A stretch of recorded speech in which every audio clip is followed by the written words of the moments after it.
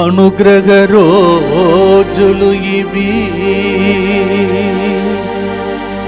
కృపా రోజులు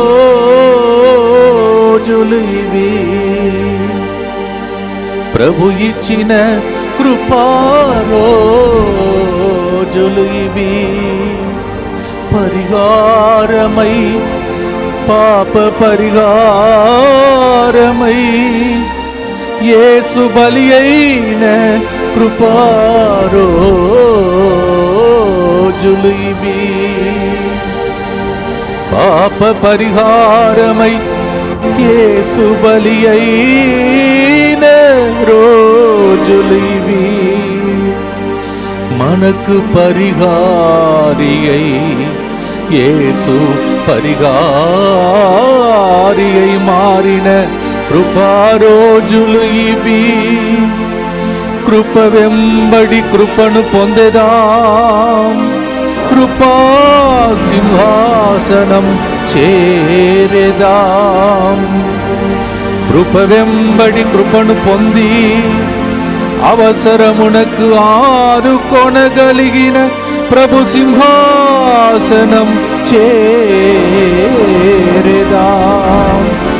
ఇదే ఇదే కల్వారి పయనం, ఇదే ఇదే కల్వారి త్యాగ జీవన పయనం. రండి రక్షణ పొందండి,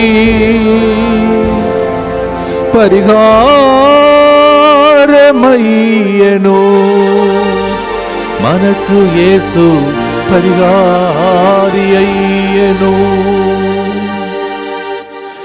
ఎంత భాగ్యము యేసుతో 40 రోజులు, ఇది మనకు ఎంతో భాగ్యము. అవును ప్రియమైన సహోదరి సహోదరులారా, యేసుతో 40 రోజులు గడిపే ఇంకొక కృపాకాలమును మనకు దేవుడు ప్రసాదిస్తున్నాడు. మనము నశించిపోకూడదని, అందరూ రక్షింపబడాలని, భూలోకంలో ఆనందముతో జీవించాలని, ఒకరోజు పరలోకం చేరాలని మనకిచ్చిన కృపాకాలంలో దైవజనులు దైవజనురాలు అనేక మంది మీకు వాక్య పరిచరణ చేయబోతున్నారు. రండి, దేవుని వాక్యాన్ని విని మీ జీవితంలో ఎదురు చూస్తున్న కార్యములన్నీ ప్రభు జరిగించునుగాక. కృప వెంబడి కృపని ఇప్పుడే పాడాం. ఆ కృపతో దేవుడు ఈ కార్యక్రమం ద్వారా మనలందరినీ దీవించునుగాక. God bless you. యేసుతో 40 రోజులు పరిహారమై పరిహారి అయి అనే ఈ కార్యక్రమం ద్వారా మిమ్మల్ని అందరినీ ప్రేమతో ఆహ్వానిస్తున్నాను. ఈరోజు మరి మన ధ్యానాంశముగా యేసు మరి ఆయన శ్రమలు, ఆయన మన కోసం ఎలా రక్తాన్ని చిందించారు, దేనికోసం ఆయన సిలువలో బలి అయ్యారు, ప్రతి శాపం పాపం, పూర్వ నిబంధనలో ఉన్న శాప పాపాలు ఎలా ఆయనలో సిలువలో నెరవేరినాయి, అదేవిధంగా మన కోసం ఆయన ఎలా ఒక క్రయధనంగా వెల చెల్లించాడు, రక్తాన్ని వెలగా చెల్లించాడు. పూర్వ నిబంధనలో ఉన్న లేఖనాలు కావచ్చు, పండగలు కావచ్చు, బలులు కావచ్చు, ఆయనలో ఎలా నెరవేరినాయి అనే అంశాల గురించి, ఆయన పడ్డ పాటల గురించి ఈరోజు వాక్యం ద్వారా మనం తెలుసుకుందాం. Praise the lord. చిన్న ప్రార్థన చేసుకుందాం. పరిశుద్ధుడైన దేవా, ప్రేమ గల తండ్రి, నాయన వందనాలయ్యా, నీకే ఆరాధన తండ్రి, మహిమ ప్రభ. నీ సిలువ ధ్యానం గురించి నాయన మేము తెలుసుకొని చుండగా నాయన మాకు సహాయంగా రండి ప్రభ. నాయన 2026 సంవత్సరాల క్రితం తండ్రి మా కోసం సిలువలో ఒక బలిదానంగా మారావయ్యా నాయన. మరి ఆ పాటల ధ్యానం గురించి మేము తెలుసుకొని చుండగా నీ సన్నిధిని మాకు తోడుగా ఉంచమని, వింటున్న వారి యొక్క హృదయాల్ని నువ్వు తెరచి ఉంచమని, నన్ను ఆధీనలోకి తీసుకోమని ఈ మనవులు పరిశుద్ధ నామమున అతి ఉన్నతమైన నామమున అడిగి వేడుకొంచున్నాము తండ్రి. ఆమేన్. మత్తయి సువార్త మొదటిగా మనం చదువుదాము. 20వ అధ్యాయం 20వ వచనం. అట్లే మనుష్య కుమారుడు సేవించుటకే కాని సేవింపబడుటకు రాలేదు, ఆయన అనేకుల రక్షణార్థం తన ప్రాణంను దారపోయిటకు వచ్చెను. మత్తయి సువార్త 20వ అధ్యాయం 28వ వచనంలో చూస్తే అక్కడ మనుష్య కుమారుడు అని సంబోధిస్తున్నాడు. ఎందుకు అలా చెప్పారు? యేసు ప్రభు 100% మనిషి, 100% దేవుని కుమారుడు. సో ఆయన్ని ఎలా ఎరుకపరుచుకున్నాడంటే ఈ మాటలు అక్కడ యేసు ప్రభువే మాట్లాడుతున్నారు. మనుష్య కుమారుడు అనేకుల విమోచనార్థం క్రయధనముగా ఆయన వచ్చాడు, అప్పగించబడటానికి వచ్చారు. మరలా ఒక్కసారి విమోచనార్థం ఒకసారి మరలా చదువుదాము. అట్లే మనుష్య కుమారుడు సేవించుటకే కాని సేవింపబడుటకు రాలేదు. ఆయన అనేకుల రక్షణార్థం తన ప్రాణమును దారపోయిటకు వచ్చెను. అనేకుల రక్షణార్థం ఈ మనుష్య కుమారుడు అనేకులను రక్షించటానికి ఆయన ప్రాణాన్ని దారపోయడానికి వచ్చారు. ఎందుకు మనం రక్షించబడాల? ఏమి మనకి కొదవైంది? వాక్యం ఏం పలుకుతుందంటే రోమీలకు రాసిన లేఖ 3వ అధ్యాయము 23వ వచనంలో 10వ వచనం ఏం చెప్తుందంటే, మానవులందరూ పాపం చేసి దేవుని మహిమను పొందలేకపోయిరి. మానవులందరూ పాపం చేసి దేవుడు అనుగ్రహించే మహిమను పొందలేకపోయారు. మానవులందరూ పాపం చేస్తున్నారు. దేవుడికి మానవుడికి మధ్యలో యెషయా గ్రంథం 59వ అధ్యాయం 1వ వచనం ఏం పలుకుతుందంటే, దేవుడికి మానవుడికి మధ్యలో పాపం అనేది అడ్డుగోడగా ఉంది. ఆదాము అవ్వ ఎప్పుడైతే తప్పు చేశారో ఆ సమయంలో దేవుడి యొక్క మహిమని, ఆజ్ఞ ఉల్లంఘనే పాపము, చట్ట ఉల్లంఘన పాపము. చట్టాన్ని ఆదాము అవ్వ ఉల్లంఘించారు. దేవుడు ఒక చట్టాన్ని ఏర్పరిచారు. దేవుడు చెప్పారు ఈ పండును తినద్దు అని. సో 1 యోహాను 3:4లో ఉంటుంది. సో వాళ్ళు ఆ యొక్క దేవుని యొక్క మాటను ఉల్లంఘించినప్పుడు దేవుడి కంటే ఎక్కువైపోదామని సైతాన్ చెప్పింది, దేవుడి కంటే మీరు ఎక్కువైతారని. దేవుడి ప్లాన్ ఏంటి? దేవుడు ఏం చేశారు? మానవుడిని తన రూపుగా చేశారు, తన పోలికగా చేశారు, తన గుణగణాలతో సృష్టించారు. తన పోలిక అంటే తన గుణగణాలు ఆయనలో పెట్టారు. సో ఆయన రూపుగా రూపొందాం. అలాంటి మానవుడికి తను చేసిన సృష్టి యావత్తు దేవుడు ఇచ్చారు. దాని మీద అధికారాన్ని ఇచ్చారు. పేర్లు ఆయన చెప్పిన పేర్లే, ఆదాము చెప్పిన పేర్లే అన్నిటికీ పెట్టారు దేవుడు. కానీ సైతాన్ ఏం చేశాడు? అందరూ బాగున్నారు, దూతల్ని దేవుడు చేశారు, అన్నీ బాగున్న సమయంలో లూసిఫర్ ఏమనుకుంది? దేవుడి కంటే ఎక్కువైపోదాం అనుకున్నప్పుడు అంటే గర్వం అనేది దానిలో ప్రవేశించింది. యెషయా 14లో ఉంటుంది, 12వ వచనం నుంచి గర్వం అనేది దానిలో ప్రవేశించినప్పుడు లూసిఫర్ ఏమైందంటే పైనుంచి అధపాతాళం క్రిందకి త్రోయబడింది. వాక్యం ఏం చెప్తుందంటే, నువ్వు గగనానికి ఎక్కిపోవాలనుకున్నావు, ఉన్నత తారకల పైగా నివసించాలనుకున్నావు, స్వర్గాధిపతి ధీటుగాని సింహాసనాన్ని ఏర్పరచుకోవాలనుకున్నావు, దేవదూతల సభ తీర్చు పర్వతం మీద, ఉన్నత పర్వతం మీద నువ్వు అక్కడ ఆసీనుడు కావాలనుకున్నావు, నువ్వు ఎట్లా ఆకాశం నుంచి కింద కూలావు అని యెషయా గ్రంథంలో రాయబడింది. అది లూసిఫర్ని గురించిన మాటలు. మొదటిగా దేవునితో పాటు దూతలు ఉన్నాయి. ఆ దూతలు దేవుడి కంటే ఎక్కువైపోదాం అనుకున్నారు. కానీ దేవుడిలో ఎలాంటి స్వార్థం లేదు, ఎలాంటి గర్వం లేదు. దేవుడు మానవుడిని చేసినప్పుడు తను చేసినంత మానవుడికి అధికారాన్ని ఇచ్చేశారు. కానీ సైతాను ఈ గర్వపు ఆలోచనలు తీసుకొచ్చింది భూమి మీదకి. సో దానివల్ల ఆదాము అవ్వని శోధించింది. అది భూమి మీద పడిపోయినాక అక్కడ దొరకని సింహాసనం ఇక్కడ కావాలనుకుంది. భూమి మీదకి వచ్చిన తర్వాత ఈ భూమి మీద దాని యొక్క రాజ్యం విస్తరింపజేయాలనుకుంటుంది. అందుకే యోహాను సువార్త 16:8లో ఏం రాసి ఉంటుందంటే, ఈ లోకపు అధికారికి ఖండన విధించబడింది అని రాసి ఉంటుంది. ఈ లోకపు అధికారి ఎవరు అంటే సైతాను. అది ఈ లోకంలో దాని రాజ్యాన్ని స్థాపించాలనుకుంటుంది. రకరకాల ఆలోచనల ద్వారా మానవుణ్ణి తన వైపు తిప్పుకుంటా ఉంది. కోపము, స్వార్థము, ద్వేషము, అసూయ, రకరకాల నాది, నేను, అబద్ధంతోనే వచ్చింది సైతాను. గుర్తుపెట్టుకోండి, అబద్ధంతోనే వచ్చింది. నువ్వు దేవుడు అంతటి వాడే అయిపోతావు. అబద్ధాలు ఎవరు వాడతామో వాళ్ళు సైతాను పిల్లలం. దేవుడు అదే యేసుప్రభు అదే అంటారు యోహాను సువార్త 8లో, మీరు సైతాను సంతానం, మీ తండ్రి మొదటి నుంచి అబద్ధీకుడు అంటున్నారు. మీ తండ్రి అంటున్నారు. ఎవరైతే అబద్ధాలు చెప్తారో వాళ్ళు సైతాను సంతానం. యేసు ప్రభువే చెప్పారు, నేను చెప్పే మాట కాదు. సైతాను ఆది నుంచి అపవాది, అబద్ధీకుడు, దాని పేరే అబద్ధీకుడు. Praise the lord. సో ఇప్పుడు దేవుని యొక్క మహిమని ఆదాము అవ్వ కోల్పోయారు. దేవుడికి మానవుడికి మధ్యలో ఒక అడ్డు కూడా ఏర్పడింది. అదే యెషయా 59:1 మనం చదువుతాం, 1-2లో దేవుడికి మానవుడికి మధ్యలో పాపం అనేది అడ్డుగోడగా ఉంది అని చదువుతాం. సో ఆ పాపం ద్వారా దేవుని యొక్క మహిమను మనం చూడలేకపోతున్నాం. సో దాని తర్వాత ఒక్కొక్కటిగా పాపం మనుషుల్ని ఏలడం ఆరంభించింది, సైతాను ఏలడం ఆరంభించింది. సైతాను సంతానంగా అయిపోయారు రకరకాలుగా. సో దేవుడు అందుకే మోషే ద్వారా చాలా ఆజ్ఞలు ఇచ్చారు, ఇవన్నీ మీరు పాటించాలి. దేవునికి దూరం అయిపోతున్న సమయంలో మీరు ఇలా ఉండాలి, నాతో ఎలా ఉండాలి, మీ ప్రజలతో ఎలా ఉండాలి, మీ బంధువులతో ఎలా ఉండాలి, మీ తల్లిదండ్రులతో ఎలా ఉండాలి, సోదరులతో ఎలా ఉండాలి, అన్నీ దేవుడు చెప్పుకుంటూ వచ్చారు.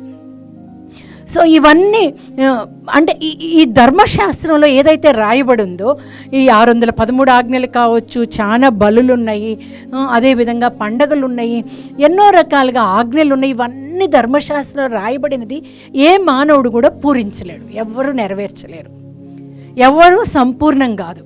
అందుకే రోమీలకు రాసిన లేఖలో ఏం రాసి ఉంటుందంటే, గుడ్డివాడికి గుడ్డివాడు దారి చూపించగలడా అని అడుగుతారు. అందరం పాపులమే, కొరతబడింది, ఆయన మహిమను కోల్పోయాం, ప్రతి ఒక్కరూ పాపే. సో పాపికిని రక్షించలేడు. పరిశుద్ధుడైన దేవుడు ఈ భూమి మీదకి రావాలి, అన్ని గ్రంథాలు ఘోషిస్తున్నాయి. సో ఆ పరిశుద్ధుడైన దేవుడు రావాలి అంటే దేవుడు కాలం పరిపక్వం అయినప్పుడు ఒక స్త్రీ ద్వారా ఆయన ఉద్భవించడం జరిగింది. ఆ ఉద్భవించినప్పుడు పరిశుద్ధుడైన దేవుడు కళంకం లేకుండా, ఆయన శరీరేచ్ఛ వల్ల కానీ శరీర కోరిక వల్ల కానీ ఆయన జన్మించలేదు, పరిశుద్ధాత్మ ద్వారా ఆయన జన్మించాడు. ఆ పరిశుద్ధాత్మ ద్వారా పాప కళంకం లేని, యోహాను సువార్తలో యోహాను అదే చెప్తాడు, లోక పాపములను మోసుకొని పోవు దేవుని గొర్రెపిల్ల, నిష్కలంక గొర్రెపిల్ల, పాప కళంకం లేనివాడు, పాపం లేనివాడు వచ్చి మన పాపాలని ఆయన మీదకి తీసుకోవాలా. Praise the lord. Hallelujah, hallelujah, hallelujah. అందుకే యోహాను సువార్త 1వ అధ్యాయంలో చదువుతాము, ఆయన 11వ వచనంలో లోకంలో ఆయన ఆ వెలుగు ఈ లోకంలోకి వచ్చింది, ఆ వెలుగు చీకటిలో సంచరించుతుంది, కానీ ఆ వెలుగులో మానవులు స్వీకరించలేకపోయారు, ఆ వెలుగును స్వీకరించలేకపోయారు. ఆ వెలుగు చీకటిలో ఉన్న ఈ లోకంలోకి వచ్చింది, వెలుగు సంచరిస్తూ ఉంది. Praise the lord. హల్లెలూయా. ఆయన వచ్చి ప్రతి శాపం పాపం ఏమైతే ఉందో ఆయన మీదకి తీసుకోవాలి. ఆయన శ్రమల గురించి ఈ లెంట్ డేస్లో ఈ యొక్క పెట్టిన టైటిల్ ఇట్స్ కూడా చాలా చాలా బాగుంది. మన కోసం ఆయన పరిహారంగా ఏమి చెల్లించాడు. తప్పు చేసినప్పుడు కోర్టుకు వెళ్ళినప్పుడు కొంత ఫైన్ వేస్తారు, లేదంటే ఆ జైలులో జరిమానా వేస్తే ఆ జరిమానా కట్టాలా, జైలు శిక్ష మనం అనుభవించాలా.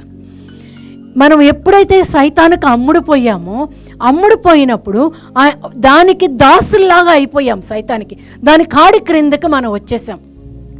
సో దానికోసం యేసు ప్రభు ఇప్పుడే మనం చదివాము మత్తయి సువార్త 20వ అధ్యాయం 28వ వచనం. అదేవిధంగా మనం మార్క్ 10:45లో కూడా చూస్తాం, ఒకసారి అది కూడా చదువుతాం. మార్క్ 10:45.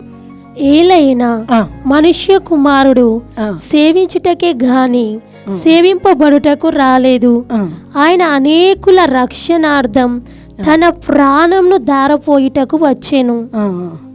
అనేకుల రక్షణార్థం, ఆయన విమోచనార్థమైన ఆయన ప్రాణాన్ని ఆయన ధనంగా చెల్లించాడు, వెల్లగా చెల్లించాడు. అదేవిధంగా కొరింథీయులకు రాసిన లేఖలో కూడా 1వ లేఖలో 6వ అధ్యాయంలో ఇలా రాయబడి ఉంటుంది,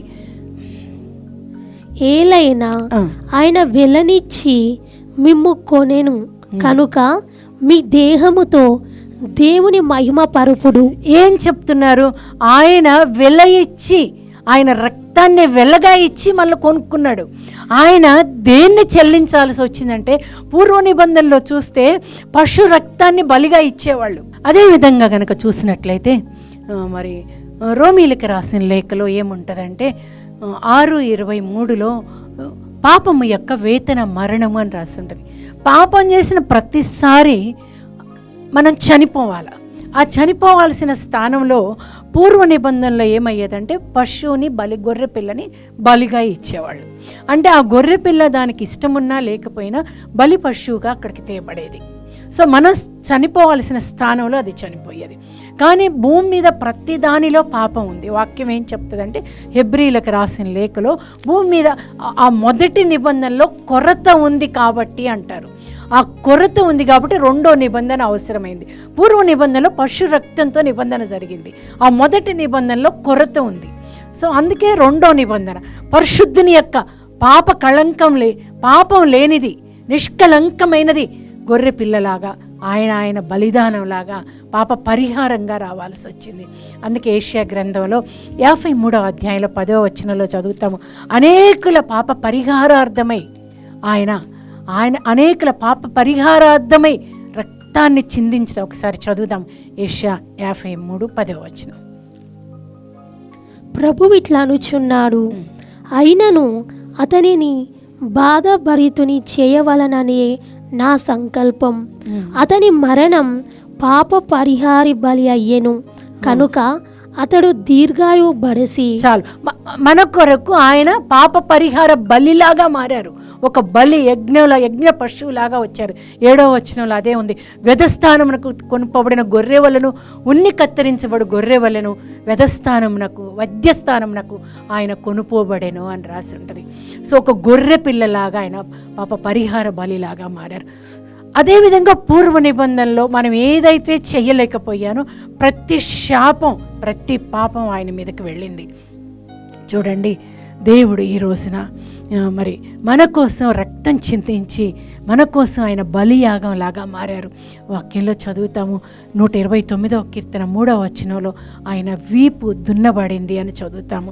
ఆయన శరీరం అంతా గాయమైంది. వస్త్రాలు ఆ యొక్క వస్త్రాలు తీస్తున్నప్పుడు మాంసం ఊడి వచ్చిందంట. ఆయనకు ఒక ఎర్రని అంగీని తొడిగారని యోహాను సువార్త 19వ అధ్యాయంలో ఉంటుంది. ఆయనకు ఒక అంగీని తొడిగి, ఎర్రని అంగి ఆ రోజుల్లో కాస్ట్లీది, అది రాజులు వేసుకునేది, ధనవంతులు వేసుకునే ఊదా వస్త్రం లేదా ఎర్రని వస్త్రం వాళ్ళు వేసుకుంటారు. ఆ ఎర్రని వస్త్రాన్ని తొడిగి ఆయన్ని హేళన చేస్తూ ఉన్నారు. రాజు అని నువ్వు చెప్తున్నావు కదా అని ఒక రెల్లు కాడినిచ్చారు. వంగిపోయే రెల్లు కాడినిచ్చి రాజులు అధికారం కోసం పట్టుకుంటారు, కర్రను పట్టుకుంటారు. దాన్ని ఒక వంగిపోయే రెల్లు కాడినిచ్చారు. ముళ్ళ కిరీటాన్ని పెట్టారు. ముళ్ళు అనేది వాక్యం పలుకుతూ ఉంది. ఆదికాండం 3వ అధ్యాయంలో ఆదాము తప్పు చేసినప్పుడు నువ్వు ఎక్కడైతే వెళ్తావో అక్కడ ముళ్ళు గచ్చి పొదలు మొలుస్తాయి అన్నాడు. ముళ్ళ పొదలు మొలుస్తాయి అన్నాడు. ముళ్ళు అనేది శాపానికి గుర్తు. అదేవిధంగా యెషయా గ్రంథంలో 27వ అధ్యాయంలో 5వ వచనంలో చూసినట్లయితే, కానీ ఆ ముండ్లు తుప్పలు నా రక్షణ ఆశ్రయించినచో నాతో సమాధానపడడం వల్లనో ఆ ముళ్ళు తుప్పలు, శాపగ్రస్తమైన ముళ్ళు తుప్పలు లాంటి మనము, అంటే శాపగ్రస్తమైన జీవితం జీవిస్తున్న వాళ్ళు ఆయన దగ్గరికి గనుక వెళ్ళినట్లయితే, ఇప్పుడు సిలువలో ప్రక్కనున్న దొంగవాడు యేసు వంకకు తిరిగి అడిగాడు, నన్ను నీ రాజ్యంలో జ్ఞాపకం చేసుకొని అడిగాడు. అంటే ఎవరైతే ఆయన రక్షణ ఆశిస్తున్నారో ఆయన వంకకు తిరిగినప్పుడు, ఆయన వైపు చూసినప్పుడు, నా రక్షణ ఆశ్రయించితేనే ఆ ముళ్ళు తుప్పుల నా రక్షణ ఆశ్రయించినచో నాతో సమాధాన పడాలి, సంధి చేసుకోవాలి. ఆయనతో సమాధాన పడాలంటే మన పాపం మనం సమర్పించి ఆయన దగ్గరకు వచ్చి సమాధాన పడినట్లయితే మనకి రక్షణ. సో అదేవిధంగా ఆ ముళ్ళు అనేది శాపానికి గుర్తు. ఆ శాపగ్రస్తమైంది ఏం చేశాడంటే ఆయన మనకు రక్షణ ఇవ్వడానికి సిలువలో ఆయన దాన్ని ధరించాడు. సో అదేవిధంగా ఒక మన శరీరంతో చేసే ప్రతి పాప శరీరం అంతా దున్నబడింది. అదేవిధంగా ఊరు వెలుపల ఆయనకు సిలువ వేశారు. కుష్ఠరోగులు ఉండేది ఊరు వెలుపల. ప్రతి శాపం ఆయన మీదకి వెళ్ళాలి. ఒక పాస్కా గొర్రె పిల్లలాగా ఆయన సమర్పించబడ్డారు. గుడారాల పండగ, పెంతెకోస్తు పండగ, ప్రతి పండగ పెంతెకోస్తు పండగ. ఇందాక మనం వాక్యంలో చదివాము, మార్కు సువార్త 10వ అధ్యాయం 45లో అనేకుల రక్షణార్థము ఆయన ఒక క్రయధనముగా విమోచనగా ఆయన యొక్క రక్తాన్ని చెల్లించాడు, ఆయన మరణించాడు అని.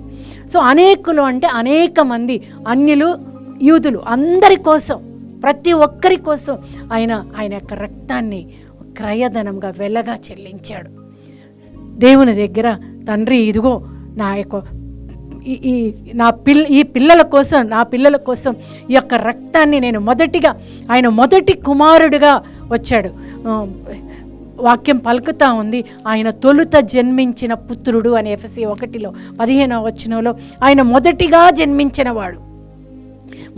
జన్మించినవాడు, మొదటి కుమారుడు. మొదటిది ఏదైనా బలికి అర్పించబడాల, మొదటిది జంతువు. సో మొదటిది ఏదైతే ఉందో మన స్థానంలో ప్రథమంగా నా మొదటి కుమారుడు కూడా దేవునికి అంకితం కావాలి. నేను ఆ మొదటి కుమారుడిగా నా స్థానంలో చిన్న సోదరుడైన నేను, ఆయన తర్వాత యేసుప్రభు అంటారు, మీరు నా సోదరులు అంటారు. తర్వాత జన్మించిన వారం మనందరికీ మరియ తల్లి. సో మన స్థానంలో యేసుప్రభు మొదటి కుమారుడు బలిగా అర్పించబడ్డాడు. Praise the lord. Hallelujah, hallelujah, hallelujah. అదేవిధంగా లేవి కాండంలో కూడా మనం 5వ అధ్యాయంలో, సంఖ్యాకాండం 5వ అధ్యాయంలో చూస్తాము, ఆయనకి ఒక చిరకను అందిస్తారు, చేదు నీటిని. ఎందుకంటే పూర్వ నిబంధనలో చూస్తే ఏ స్త్రీ అయితే తప్పు చేస్తుందని భర్త తలంచుతాడో, వ్యభిచారం కానీ ఏదైనా ఆ స్త్రీని శంకించిన భార్యకి ఏమిస్తారంటే చేదు నీరునిస్తారు. ఆ చేదు నీరు తీసుకున్నప్పుడు ఆ స్త్రీ కడుపులో, ఉదరంలో అంత ఆ యొక్క మొత్తం ముడుచుకుపోయి ఆమెకి బాధని, నొప్పిని కలిగిస్తుంది అనమాట, శాపగ్రస్తురాలైపోద్ది. అదేవిధంగా యేసు ప్రభు మన కోసం ఒక శాపంగా గలతీ 3:13 ప్రకారం ప్రతి శాపం ఆయన మీదకి వెళ్ళాలి, ప్రతి పాపం, ప్రతి గాయం ఆయన మీదకి వెళ్ళాలి. ఇంకా వాక్యంలో చూసినట్టయితే యేసు ప్రభు అంటారు, యోహాను సువార్త 15వ అధ్యాయం 15వ వచనంలో, ఇక మిమ్మల్ని సేవకులని పిలవను, నా స్నేహితులని పిలుస్తానంటారు. అదేవిధంగా యేసు ప్రభు మనల్ని మనం ప్రశ్న వేసుకున్నప్పుడు ఆయన దగ్గర మనం ఎలా ఉన్నాము ఈరోజు నేను అడుగుతున్నాను. మన కోసం యేసు ప్రభు బలియాగంలాగా మారారు. ఎన్నో శాపాలు, ఒక సేవకుడిగా ఆయన సేవకు రూపం దాల్చారు. యెషయా గ్రంథంలో మనం కనుక చూసినట్లయితే 4 సేవకుని యొక్క గీతాలు ఉంటాయి. ఆయన సేవకు రూపం దాల్చి వచ్చారు. ఆయన అదేవిధంగా యెషయా గ్రంథంలో 53లో తర్వాత ఇంకా గనక వాక్యంలో చూసినట్టయితే లూకాసు వార్తలో 12వ అధ్యాయంలో 47వ వచనం నుంచి, యజమాని ఇష్టమెరిగి నడుచుకునే సేవకుడికి కొరడా దెబ్బలు అని అంటారు. సేవకుడికి కొరడా దెబ్బలు. యేసు ప్రభు ఏమంటున్నారు, ఇంకా మిమ్మల్ని నేను సేవకుడని పిలవను, నా స్నేహితులని పిలుస్తానంటారు. మనం సేవకుడికి కొరడా దెబ్బలు రావాలి. ఎందుకు ఇలా చెప్తున్నారు? అదేవిధంగా ఇది కొంచెం మీకు అర్థం కావాలా. 1 కొరింథీయులకు రాసిన లేఖ 1 కొరింథీ 7వ అధ్యాయం 22వ వచనంలో ఏముంటుందంటే, ప్రభువుచే పిలువబడిన స్వతంత్రుడు, ఏలైనా ప్రభువుచే పిలువబడిన సేవకుడు ప్రభువునకు చెందిన స్వాతంత్రుడే, అట్లే క్రీస్తుచే పిలువబడిన స్వాతంత్రుడు ఆయనకు సేవకుడే. ఏం చెప్తున్నారు? ప్రభువుచే పిలువబడిన సేవకుడు స్వతంత్రుడయ్యాడు. నేను మొదటిగా సైతానికి దాని కాడి క్రిందకు వచ్చాను. సో నేను దాసురుని అయిపోయా. అలాంటి సేవకుడిని ప్రభు పిలిచి నాకు స్వతంత్రత ఇచ్చాడు. పాపం చేయడానికి, పుణ్యం చేయడానికి, ఏదైనా నా ముందు నిప్పు నీరు ఉంది, నేను చూస్ చేసుకోవాలి. ఆయన ఫ్రీడమ్ ఇచ్చాడు, నాకు స్వతంత్రత ఇచ్చాడు, శాపం నుంచి విడుదల ఇచ్చాడు, పాపం నుంచి విడుదల ఇచ్చాడు, నాకు స్వతంత్రత ఇచ్చాడు. కానీ మళ్ళా పౌలు ఏమంటున్నాడంటే, ప్రభుచే పిలువబడిన సేవకుడు స్వతంత్రత ఇచ్చాడు. ఆయన మరణాన్ని బట్టి నాకు స్వతంత్రత దొరికింది. కానీ మరలా నేను సేవకుణ్ణి అంటున్నాడు. ఎందుకు సేవకుణ్ణి అంటున్నాడంటే, నేను ఏదైతే ఆయన రక్తాన్ని వెలగా ఇచ్చి నన్ను కొనుక్కున్నాడు కాబట్టి నేను ఆయన సేవకుణ్ణి, ఆయన ఇష్టం ఉన్నట్టు నేను చేస్తాను. ఇంకోటి 23వ వచనంలో ఏముంటుందంటే, ఒకసారి చదువుదాం. దేవుడు మిమ్ము వెలనిచ్చి కొనెను కనుక మానవులకు దాసులు కారాదు. ఏమంటున్నారు? మీరు వెలనిచ్చి మిమ్మల్ని కొనుక్కున్నాడు కాబట్టి మీరు మానవులకి దాసులుగా ఉండద్దు. ఆయనకి నన్ను కొనుక్కుని నేను ఆయన సొత్తయ్యున్న పౌలు అదే అంటాడు. ఇంకా వాక్యం ఏం చెప్తుందంటే నిర్గమకాండం 21వ అధ్యాయంలో, అదేవిధంగా ద్వితీయోపదేశకాండం 15వ అధ్యాయంలో అక్కడ సేవకుడు ఎలా ఉంటాడంటే, ఒక యజమాని ఒక సేవకుడు కొనుక్కున్నప్పుడు ఆ సేవకుడు జూబ్లీ ఇయర్లో మరి విడుదల సంవత్సరం, అది 49 సంవత్సరాలు అయిపోయినాక 50వ సంవత్సరం మహాజూబ్లీ అంటారు. అదేవిధంగా 7 ఇయర్స్కి ఒకసారి కూడా జూబ్లీ ఇయర్ ఉంటుంది. బట్ అంటే విడుదల సంవత్సరం 7, but 50th year Jubilee year అనమాట. ఆ జూబ్లీ ఇయర్లో అన్నిటికీ భూమి తనఖా పెట్టిన వాళ్ళకి, సేవకులకి, అందరికీ విడుదల సంవత్సరం అనమాట. ఆ విడుదల సంవత్సరంలో ఆ సేవకుడు ఏమంటాడంటే 5వ వచనం 21:5లో, నేను నా యజమాని నన్ను పుట్టిన కానించి నేను ఈయన దగ్గరే తెలిసిన కానించి ఈయన దగ్గరే ఉన్నాను, నన్ను చాలా బాగా చూసుకుంటున్నాను నా యజమాని, నాకు వెళ్ళడం ఇష్టం లేదు, నా యజమాని మంచి యజమాని అని చెప్పినప్పుడు అతన్ని ఏం చేస్తారంటే గుమ్మం దగ్గరికి తీసుకెళ్ళి, మీరు తర్వాత చూసుకోండి, నిర్గమకాండం 21:5, తర్వాత ద్వితీయోపదేశకాండం 15వ అధ్యాయం 16, 17 వచనాలు చూడండి. గుమ్మం దగ్గర తీసుకెళ్ళి ఏం చేస్తారంటే చెవికి ఒక పోగేస్తారు. ఆ పోగేసినప్పుడు ఈ యజమానికి ఈ సేవకుడు సొంతం. సో అంటే నా యజమాని, నా యజమాని ఎవరు అంటే నా యేసు ప్రభు, నన్ను విడిపించిన వాడు, ఆయన రక్తాన్ని వెల్లగా ఇచ్చి నన్ను కొనుక్కున్నాడు. పౌలు ఏమంటున్నాడు, నేను ఆయన సొత్తు అయి ఉన్నాను, నన్ను కొనుక్కున్నాడు కాబట్టి ఆయన చెప్పినట్టు నేను చేస్తా. అది సో ఆ సేవకుడు ఇంకెక్కడికి వెళ్ళడం ఇష్టపడదు. అందుకే అక్కడ వాక్యం 23లో చదివాం, మీరు ఎవరికి దాసులుగా రాదు అంటే మీరు సైతానికి దాసులుగా ఉండద్దు, మీరు ఇప్పుడు స్వతంత్రులు, ఆయన పిల్లలు, మరలా ఎందుకు పాపం వెంక వెళ్తున్నారు? చాలా దేవుడు యేసు ప్రభు పండగలేంటి, బలులేంటి, పాప పరిహార బలి, అదేవిధంగా దోష పరిహార బలి, సమాధాన బలి, తర్వాత సంపూర్ణ దహన బలి, అన్ని బలులు ఏమున్నాయో అన్ని బలులు కూడా సిలువలో యేసు ప్రభువులో నెరవేరిని. అన్ని పండగ రోజున యేసు ప్రభు గుడారాల పండగ రోజు అని చెప్తారు. గుడారాల పండగ రోజు వాళ్ళు యాక్చువల్గా 2 కార్యాలు చేస్తారు. ఏంటంటే ఇప్పుడు కూడా యూదులు చేస్తారు ఆ గుడారాల పండుగని 7 రోజులు చేస్తారు. హానుక్ ఫెస్టివల్, గుడారాల పండగ, దాని తర్వాత పాస్కా పండగ, అట్లా తర్వాత పూరీము పండగ, అట్లా వాళ్ళు పండగలు చేస్తారు. పెంతికోస్తు పండగ, అట్లా మొత్తం ఈ పండగల్లో 3 పండుగలకి వాళ్ళు ఎవ్రీ ఇయర్ యెరూషలేముకి వెళ్తారనమాట పండుగ చేసుకోవడానికి, ఎక్కడున్నా కానీ అన్ని ప్రాంతాల నుంచి. అయితే ఆ గుడారాల పండుగ రోజు యేసు ప్రభు ఏం చెప్తారంటే, దాహంచే ఎవరైతే అలసి ఉన్నారో జల్లారా మీరు నా యొద్దకు రండి, నేను మీ ఉదర అంతరంగం నుంచి జీవజల నదులను ప్రవహింపజేస్తాను. గుడారాల పండుగ రోజు అక్కడ ఇజ్రాయెల్ ప్రజలు 2 కార్యాలు చేస్తారు. ఒక కార్యం ఏంటంటే టెంట్ వేసుకొని ఊరు వెలుపలకు వచ్చి ఆ టెంట్లో ఉంటారు. వాళ్ళు టెంట్లో దేవుణ్ణి పెట్టారు కాబట్టి ఎడారిలో. రెండోది ఏంటంటే రాతిని కొట్టినప్పుడు నీరు వచ్చింది కాబట్టి ఎడారిలో తొట్లల్లో నీళ్లు పోస్తారు. అందుకే యేసు ప్రభు అంటారు, ఈ పండుగలన్నీ నన్ను సూచిస్తున్నాయి. గుడారాల పండుగ మొదటి దినాన అని రాసి ఉంటుంది యోహాను సువార్త 7వ అధ్యాయం 37వ వచనంలో. పండుగ మొదటి దినమున యేసు బిగ్గరగా, ఎవరైతే దాహంతో ఉన్నారో వారు నా దగ్గరికి రండి, ఆ నీరు నాకు సాదృశ్యంగా ఉంది, నన్ను నమ్ముకున్న వాడి హృదయ అంతరంగం నుంచి జీవజల నదుల్ని ప్రవహింపజేస్తాను. ప్రతి పండుగ,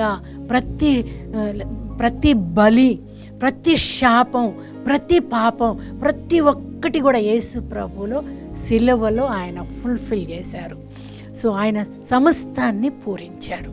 సో మనం ఆ మరణించిన యేసు ప్రభు దగ్గరికి, పాప పరిహారంగా బలియాగలాగా మారిన ప్రభు దగ్గరికి వద్దాం, ప్రార్థన చేసుకుందాం. అదేవిధంగా యేసు ప్రభు మరణ తీర్పు పొందారు. మనం ఎవ్వరికి తీర్పు విధించాల్సిన అవసరం లేదు. దేవుడే మన కోసం పాప పరిహార బలిలాగా మారి 5 సార్లు అన్నా దగ్గరికి, కైఫా దగ్గరికి, పిలాతు దగ్గరికి, హేరోదు దగ్గరికి, దాని తర్వాత మరలా పిలాతు దగ్గరికి 5 సార్లు మరణ తీర్పు పొందారు. మరణ తీర్పు కోసం తీసుకెళ్లారు. 1 తక్కువ 40 కొరడ, ప్రతి దానిలో ఒక మర్మం దాగి ఉంది. సేవకుడికి రావాల్సిన కొరడ దెబ్బలు ద్వితీయోపదేశకాండం తర్వాత మీరు చూసుకోండి 25వ అధ్యాయంలో ఇష్టం ఎరిగి నడుచుకొని సేవకుడికి 40 కొరడా దెబ్బలు అంటారు. ఇక్కడ యేసు ప్రభుకి 1 తక్కువ 40 కొరడా దెబ్బలు కొడతారు. అది ఎందుకు కొడతారు అంటే, ఒకవేళ 40 కొడితే ఆ పనిష్మెంట్ ఇంకా అయిపోతుంది అనమాట. వాళ్ళు జాగ్రత్తగా లెక్కబెట్టి 1 తక్కువ 40 కొరడా దెబ్బలు, 39 కొరడా దెబ్బలు కొడతారు. తర్వాత సిలువకి వెళ్ళాలి కాబట్టి కంప్లీట్ చెయ్యరు ఆ పనిష్మెంట్ని. అది సో ప్రతి శాపం, ప్రతి పాపం, ప్రతి లేఖనం కూడా యేసు ప్రభువులో సిలువలో నెరవేరింది. మనందరికి రక్షణార్థం ఆయన సిలువలో మన కోసం మరణించారు. ప్రార్థన చేసుకుందాం. పరిశుద్ధుడైన దేవా, ప్రేమగల తండ్రి, నువ్వు చేసిన బలియాగాన్ని బట్టి నీకు వందనాలయ్యా. నువ్వు చిందించిన రక్తాన్ని బట్టి, ఆ ప్రశస్తమైన రక్తాన్ని బట్టి నీకు వందనాలయ్యా. ఆ రక్తాలు మమ్మల్ని కడగండి అయ్యా, సహాయం చేయండి తండ్రి. నిన్ను పోలిన విధంగా మేము జీవించే కృపను దయచేయమని నాయన, మమ్మల్ని రక్షణలో నడిపించమని తండ్రి. నాయన, నీకు పోలి మేము జీవించేవారిలాగా ఉంచమని యేసు అతి పరిశుద్ధ నామమున, అతి ఉన్నతమైన నామమున అడిగి వేడుకొంచున్నాము తండ్రి. ఆమేన్. ఆమేన్.